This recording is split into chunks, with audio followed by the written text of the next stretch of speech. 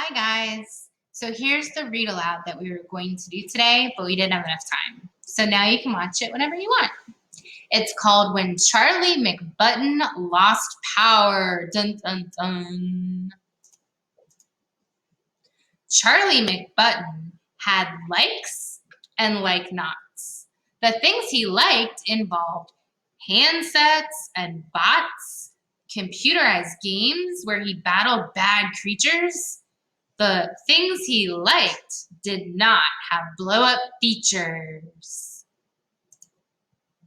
Then, one day, a thunderstorm blew into town and brought his tech empire tumbling down. A lightning bolt struck an electrical tower, and Charlie McButton, his whole world lost power. Dun, dun, dun. Look at his face. He's like, uh-oh.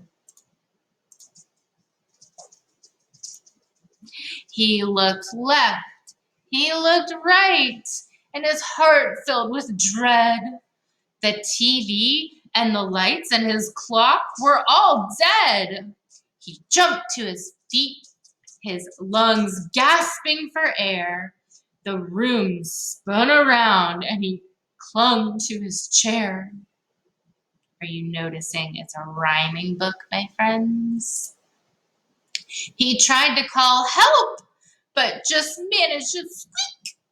The blackout had blacked out his power to speak. Thank goodness his mother had ears like a bat. She came into his room and gave him a pat. Help! Look at his face. Oh, Charlie, she said, picking up on his fears. The lights will come back when the bad weather clears. You'll have to find something without plugs to play. Read a book, clean your room, sing a song, model clay. Could anything be duller than clay? Soggy gray clay on a soggy gray day. He hated the way clay got under his nails and how he could only make snowmen and snails. He dove for a gadget he'd outgrown last spring. It was a handheld, outdated, not much of a thing. But he clutched that old toy like a lifeline that day. See, it ran on one battery, the size AAA. He flicked the on-off switch to on double click, but no happy humming sound followed the click. He unlatched the hatch and his blood turned to ice. The battery is gone from my backup device. Oh no, his plan B didn't work. World records were set in a 10-meter dash. As far down the hallway, he flew like a flash, seeking one battery, just one AAA, that would rescue one boy from gray day of clay. But just when his search nearly drove him insane, he ran past the bedroom of Isabel Jean. His 3-year-old sister was happily walking a doll back and forth, and the doll, it was talking. Look at his face in this picture. It makes me giggle. Now, dolls didn't talk on their own as a rule. They needed a power source, some kind of fuel. In less than a second, he made his decision. Call it a bad judgment or a real lack of vision. Somehow his head didn't warn of his folly. And Charlie McButton, dun dun dun, what do you think he's gonna do? He pounced on that dolly. Oh my goodness, look at his sister's face.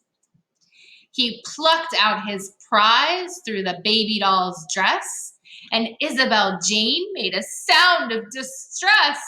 Ah! Look at her face. It's just a short walk to the foot of the stair where resided the McButton timeout chair. Oh no. add to the fun of his term in the seat, Isabel Jane came to play at his feet.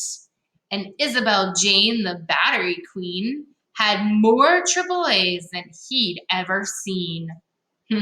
So he borrowed the battery from her dolly. Not a good choice, Charlie McButton. They powered her puppies. They powered her clocks. They powered her talkative alphabet blocks. Assaulted by nonstop mechanical chatter, Charlie McButton got madder and madder. Look at all her battery-powered toys. Cuckoo, cuckoo, ring, ring, ring, arf, arf, cock-a-doodle-doo, and her microphone. How funny. He snapped at his sis from his timeout zone.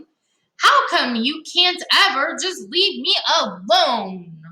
Look at him yelling. Her eyes filled with tears and she gave them a rub. She went to the bathroom and hid in the tub. Poor sister. Then Charlie McButton felt totally rotten and couldn't help thinking of some things he'd forgotten. Look at the dog's face. Mainly, he thought that for sisters that toddle, Isabel Jane was a pretty good model. She clearly adored him. She didn't have fleas. And at dinner, she'd secretly eat up his peas. That's so nice of her. Look at the dog's face. He's like, what about me? I want some peas.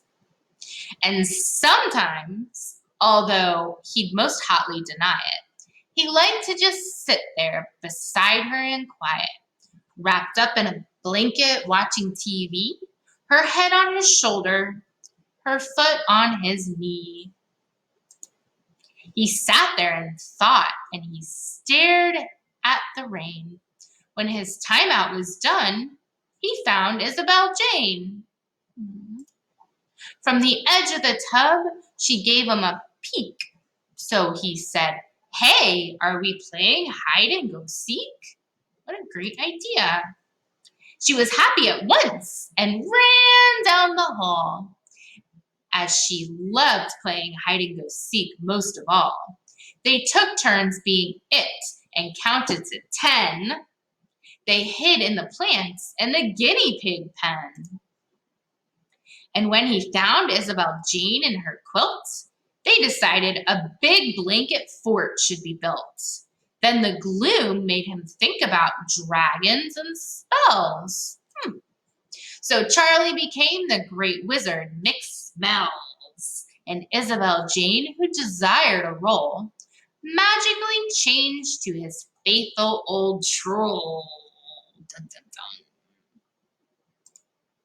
Between tracking down dragons and brewing up lizards and handling the day-to-day business of wizards, like forging his faithful old troll a new sword, Charlie McButton forgot to be bored.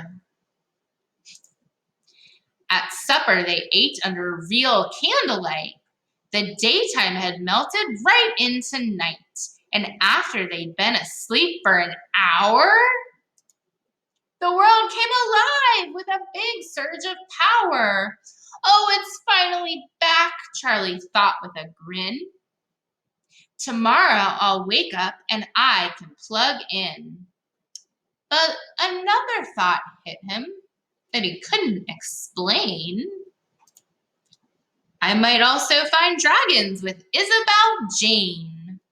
Look how happy she is. The dragonfly. The end. So our story talks about when Charlie lost power and the electricity went out, but he thought he'd be bored and he came up with all sorts of fun things to do. So my friends, if you ever have a time that the power goes out, what can you do besides YouTube and your tablets? I challenge you to figure it out. Okay, guys, I hope you enjoyed my read aloud of When Charlie McButton Lost Power. Thanks for reading with me, and I'll see you next week. Bye, everybody.